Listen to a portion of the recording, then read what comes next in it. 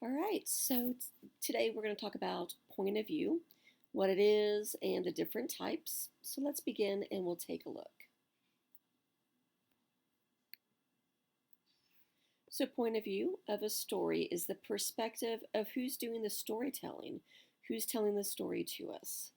And you need to look for who is telling the story, like a character from the story, or maybe you need to decide if possibly a narrator is telling the story.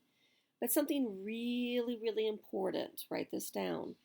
When you're looking for clues about points of view, you have to look at the main body of the text in the paragraphs.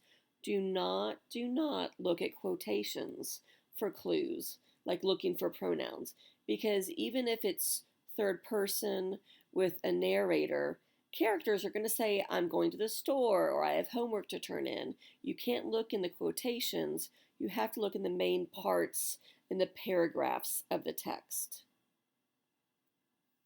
So, first person is when the story is told from the perspective of a main character from the story.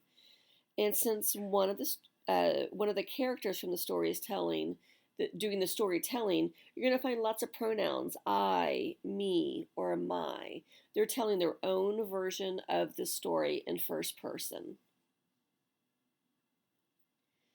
Then we have less common second person. Second person is when the text uh, told you as the reader what to do. These are going to come up in recipes and instructions, a how to. First, you do this, next, you do that. Less common. Then we have third person. Third person is when the story is told by a narrator, not from the character's perspective. So, the text is told from a narrator's perspective. Someone's doing the storytelling that's not actually in the story. You're going to see pronouns like he, she, and they. And there are three specific types of third person. We're going to cover two of them, and that's just extra knowledge. But just remember, third person is coming from the narrator's perspective. So we have two kinds of additional third person. To get more specific, third person limited is when the narrator tells the story from the viewpoint of only one character. We know the feelings, thoughts, and motivations of only that one character. We'll still see pronouns like he, she, his, hers, it, they. But remember, there are many characters we don't know what they do and say. We just really only know what that one character is doing. It's the main character, their thoughts, their motivations. Most common is going to be third person omniscient. Omniscient meaning that all knowing, all seeing. So third person omniscient is when the narrator is all knowing and can see into the minds of all the characters. That narrator knows why the different characters are doing what they're doing. They know their motivation and what they're thinking and feeling. Going to be the same pronouns: he, she, his, hers, it, they.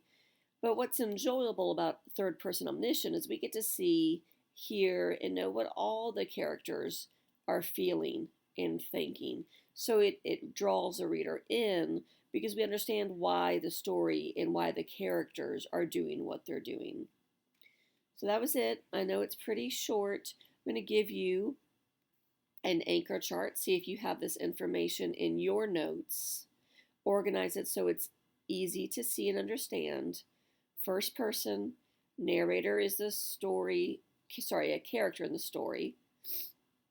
Second person is the narrator, will address you as the reader. Then we have third person omniscient. It lets the reader know what all the characters are thinking and feeling. Third person limited is we only know what one character thinks, and it's the main character. All right, looking forward to seeing your notes. See you soon. Bye.